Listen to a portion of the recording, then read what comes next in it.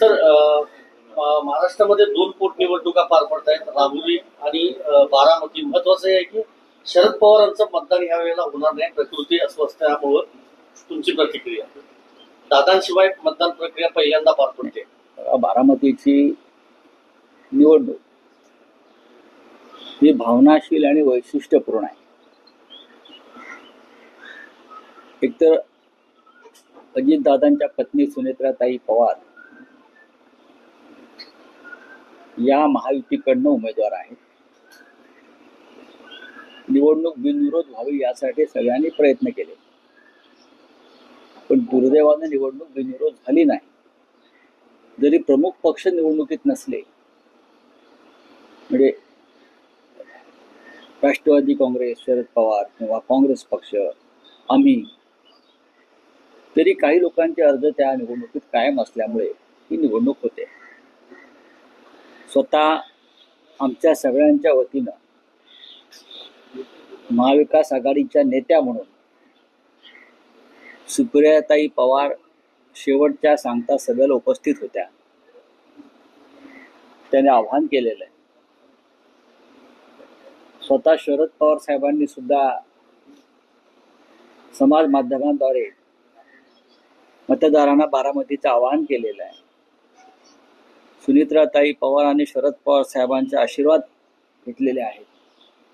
त्याच्यामुळे बारामतीची निवडणूक ही एक अजितदादा पवार यांच्याविषयीच्या ज्या भावना बारामतीकरांच्या आहेत त्या व्यक्त करणारी निवडणूक आहे. राहुरीची पोटनिवडणुकीमध्ये सुद्धा महाविकास आघाडी आणि महायुतीचे उमेदवार याच्यामध्ये चांगली टक्कर होताना मला दिसते. आणि हे दोन्ही पोटनिवडणुका आहेत. दोन्ही ठिकाणी दुर्दैवानं विद्यमान आमदारांचं निधन झालेलं. पण त्यापेक्षा महत्त्वाचं आज तामिळनाडू, पश्चिम बंगालसारख्या राज्यातल्या निवडणुका, जेथे या देशाचं संविधान, लोकशाही यांची प्रतिष्ठा पणाला लागलेली. भारतीय जनता पक्ष आणि त्यांचे मंत्री, निवडणूक आयोग यांनी ज्या बेबंदपणे पोलिसी यंत्रणा, निवडणूक यंत्रणा, प्रशासन वापरून ममता बॅनर्जी यांची कोंडी करण्याचा प्रयत्न चालवला आहे, त्याचा धिक्कार करावा तेवढा थोडा. तरीही मला खात्री आहे ममता बॅनर्जी या चांगल्या बहुमतानं पश्चिम बंगालमध्ये पुन्हा सत्तेवर येतील. पश्चिम बंगाल और तमिलनाडु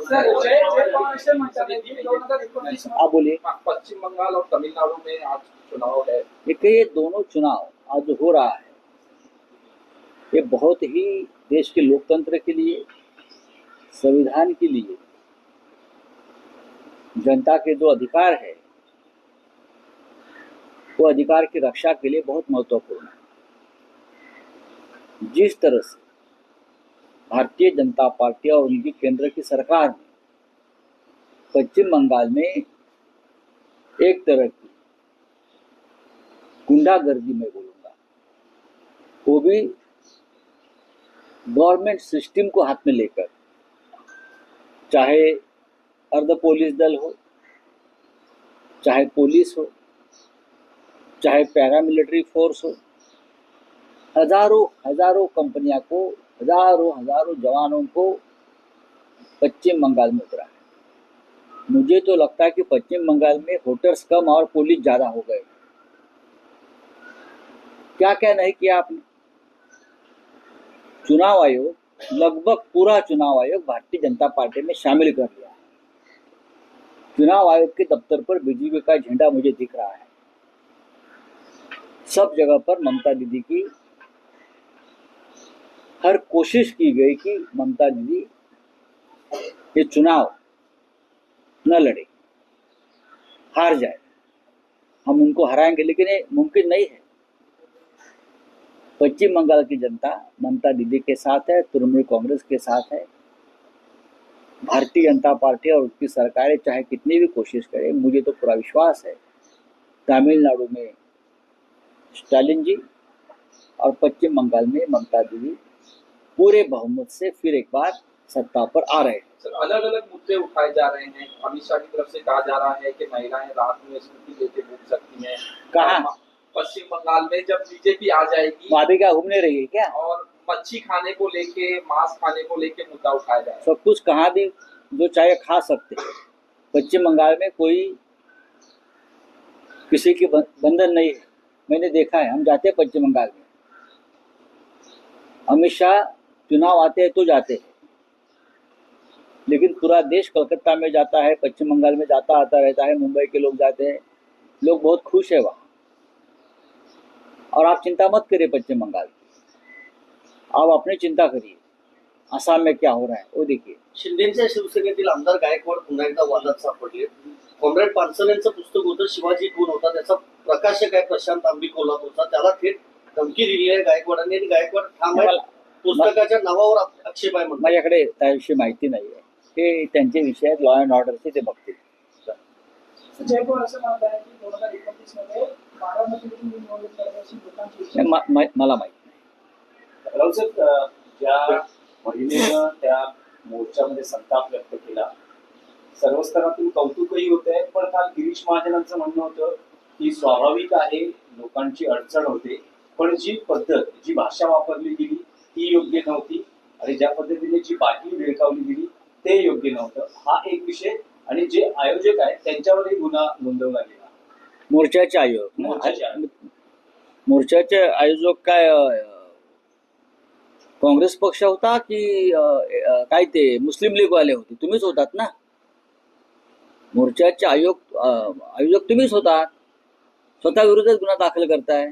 माफी मागा महाराष्ट्राची। एक तर तुम्ही खोटं बोलताय, खोटं बोलून मोर्चा काढलाय, महिलांना गुमराह करताय, महिलांना भ्रमित करताय।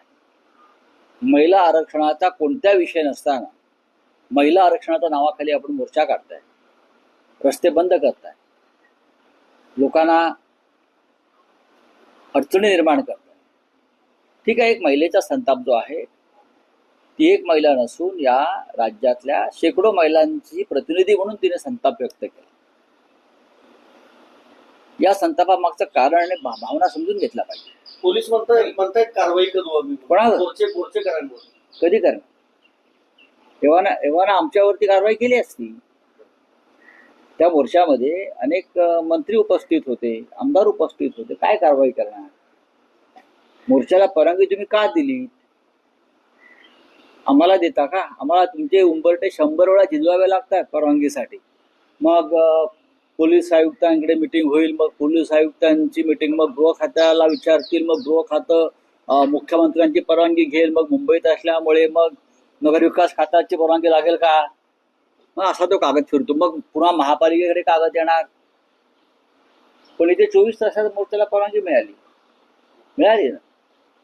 राहुल सर, ड्रग्ज नेस्को प्रकरणात काल मुंबई पोलीस आयुक्तांनी पत्रकार परिषद घेतली।